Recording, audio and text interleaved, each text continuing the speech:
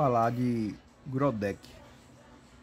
Grodeck como clínico em 1900, esse século dominou-se por um grande acontecimento para a humanidade. Sigmund Freud publicou a interpretação do sonho. Nessa época, Grodeck adquiriu em Baden-Baden uma propriedade que se transformaria no local de tratamento de Santorini,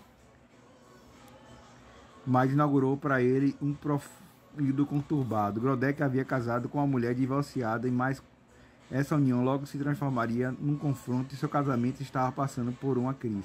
Somando essas dificuldades conjugais, ele teve que suportar o golpe após o outro, a morte de dois de seus irmãos de Lima e a irmã preferida.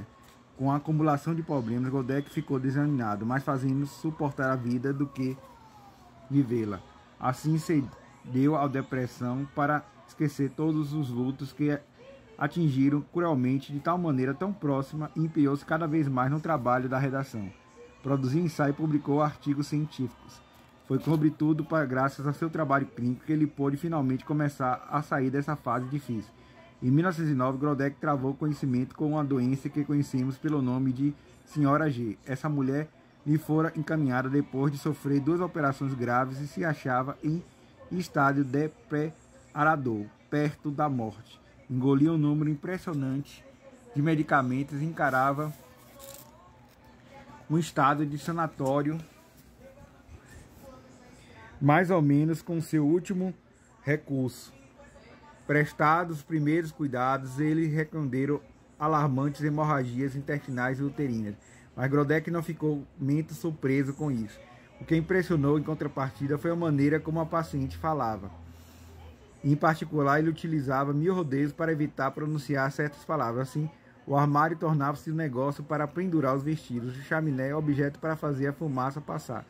Alguns desses objetos deviam ter afastado de sua visão, e ela entrava realmente em transe quando alguém em sua presença manifestava certos tipos, como puxar o lábio ou brincar com a borda de uma cadeira. Diante dessa curiosa senhora, Grodeck, ao mesmo tempo fascinado e desencorajado, logo renunciou de aplicar os sacramentos, princípios de rigor e disciplina. De fato, disse-me ele tinha um costume, e na época, de impor absoluta severidade minhas raras ordens. É melhor morrer do que transgredir minhas prescrições. Não estava brincando. Tive doente de estômago, ataque de vômito, dores após a ingestão de certos alimentos, que alimentava exclusivamente com esse alimento até que eles aprendessem a suportá-la e forçar os outros acamados em função de uma inflamação venosa ou articular qualquer. Se levantar e andar, e cuidava dos assolégios ao brinco sobre dobrar em 12 todos os dias. Vestia-se pessoas que sabia que deveria morrer em poucas horas. E levava para pescar, uma espécie de comportalismo antecipado. Então, Grodeck nasceu em 1866, ou seja, 10 anos depois de Freud, numa cidadezinha da Prússia, Bad Horst.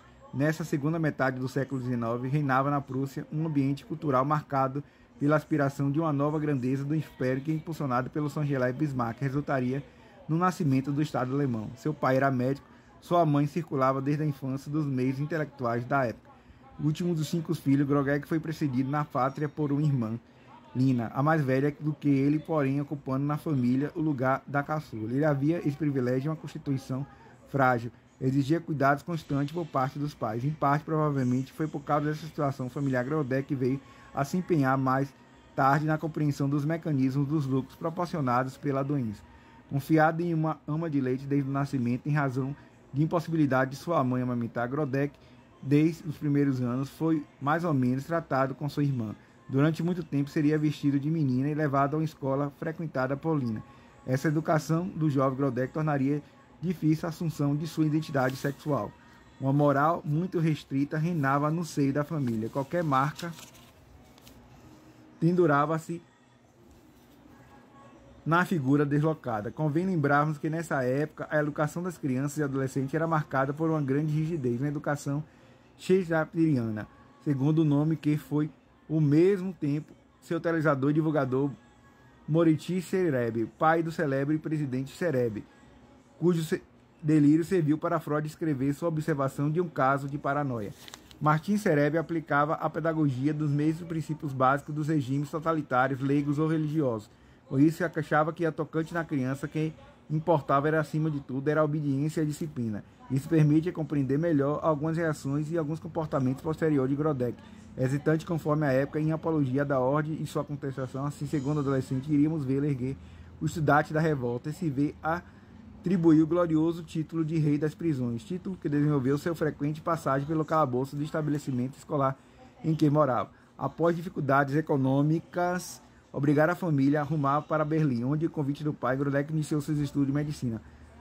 Confrontando com a repetida morte paterna, logo entrou uma pessoa de seus professores, o ilustre Dr. Schenfeld, um novo modelo, um ideal de conduta.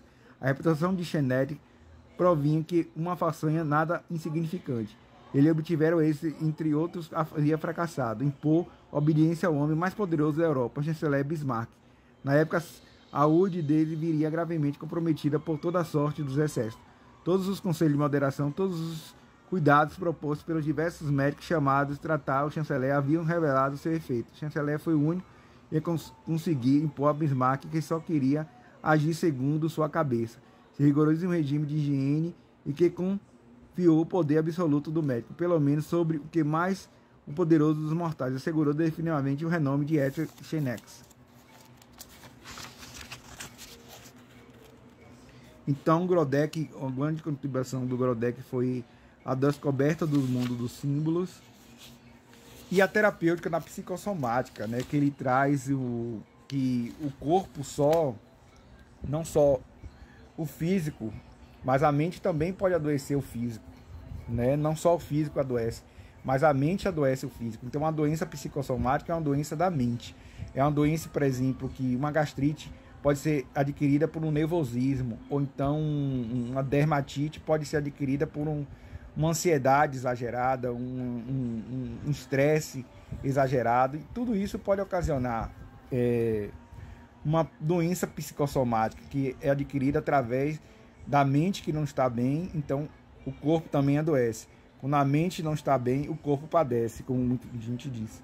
Então quer dizer que a psicossomática estuda isso, as doenças que são relacionadas à mente que afetam o corpo físico. E Grodeck é um dos grandes pais e descobridores disso, que traz essa questão da psicossomática, a doença que é relacionada à mente que adoece o corpo físico. Isso é chamado psicossomática.